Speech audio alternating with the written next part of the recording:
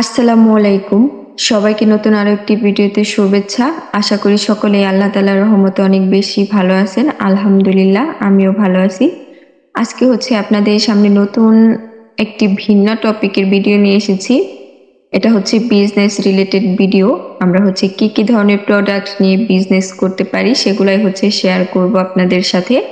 তো আবারও সকলকে ওয়েলকাম জানাচ্ছি আজকের এই ভিন্ন টপিকের নতুন আরেকটি ভিডিওতে। আশা করি ভিডিওটি আপনাদের সকলের ভালো লাগবে।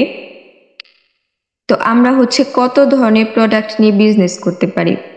আমরা অনলাইনে বলেন অফলাইনে বলেন, অনলাইনে বেশিরভাগ ক্ষেত্রে দেখা যায় আমরা মেয়েদের ক্ষেত্রে শাড়ি চুড়ি কসমেটিক্স এগুলা নিয়ে বিজনেস এরকম পেজ দেখতে পাই।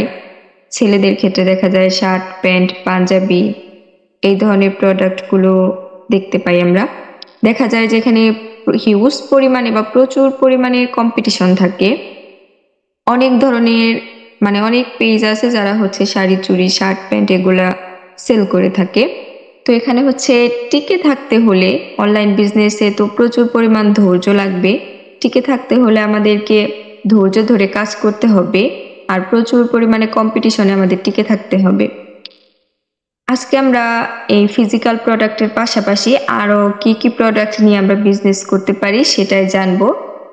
তো আমরা 3 ধরনের প্রোডাক্ট নিয়ে মূলত বিজনেস করতে পারি। এখানে ফিজিক্যাল প্রোডাক্ট আছে, ডিজিটাল প্রোডাক্ট আছে এবং সার্ভিস। ফিজিক্যাল প্রোডাক্ট আমরা এটা সবাই জানি, যেরকম বললাম শাড়ি চুড়ি শার্ট প্যান্ট কসমেটিক্স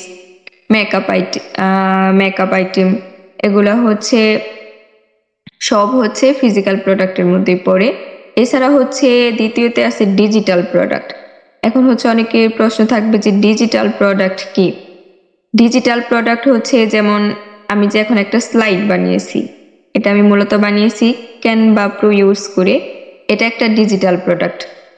আপনারা আমার পেজে বা আমার ইউটিউব চ্যানেলে দেখতে পাবেন যে আমি ক্যানভা প্রো ইউজ করে বিভিন্ন ধরনের ডিজাইন রিলেটেড কাজ করে থাকি। এই ক্যানভা প্রো একটা ডিজিটাল প্রোডাক্ট। তারপরে ধরেন ফটোশপ আছে, অ্যাডোবি ইলাস্ট্রেটর এগুলাও ডিজিটাল প্রোডাক্ট। ভিডিও এডিটিং এর জন্য যে ধরনের সফটওয়্যার গুলো ইউজ করা হয়, ক্যাপকাট ইনশট এগুলা যে প্রো যেগুলা এগুলা কিন্তু আমরা টাকা দিয়ে কিনে তারপর ইউজ করতে পারি। এগুলাও ডিজিটাল প্রোডাক্ট। এগুলার চাহিদা হিউজ পরিমাণে আছে মার্কেট প্লেসে। আপনি অনলাইন নিয়ে যদি বিজনেস করেন ডিজিটাল প্রোডাক্ট নিয়ে বিজনেস করতে পারেন। এছাড়া সার্ভিস। সার্ভিস দেখেন যে অনেক ফ্রিল্যান্সার আছে, তারা কিন্তু মূলত সার্ভিস সেল করে থাকে।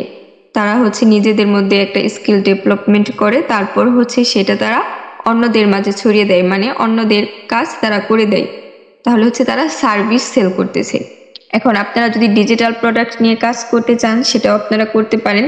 যেহেতু ফিজিক্যাল প্রোডাক্টে হিউজ পরিমাণে কম্পিটিশন থাকে, এক্ষেত্রে আপনারা ডিজিটাল প্রোডাক্ট বা সার্ভিস নিয়ে কাজ করতে পারেন।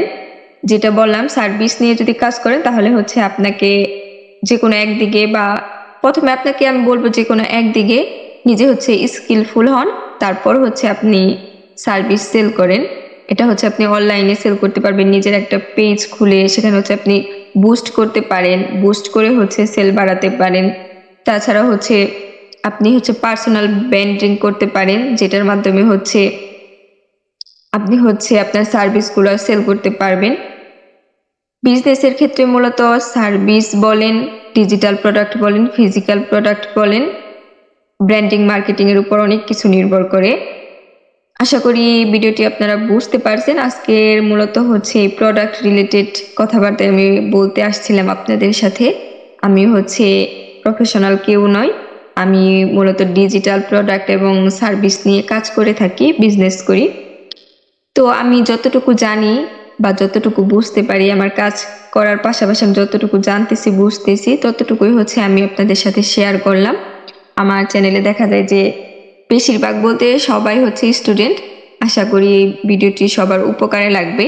পড়াশোনার পাশাপাশি আমরা এটা করতে পারি অনলাইনে ডিজিটাল প্রোডাক্টের বা সার্ভিসের। অনেকে চাইলে ফিজিক্যাল প্রোডাক্টের বিজনেসও করা যায়, কিন্তু এক্ষেত্রে আমাদের এফোর্টটা বেশি দিতে হয়। ফিজিক্যাল প্রোডাক্টের ক্ষেত্রে ডেলিভারির একটা ঝামেলা থাকে, যেটা ডিজিটাল প্রোডাক্ট এবং সার্ভিস নিয়ে বিজনেস করতে গেলে এটার কোনো ঝামেলা পোহাতে হয় না।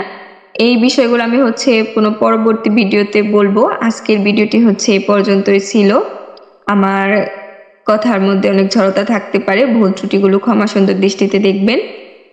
ধন্যবাদ সবাইকে, ভালো থাকবেন সবাই, আল্লাহ হাফিজ।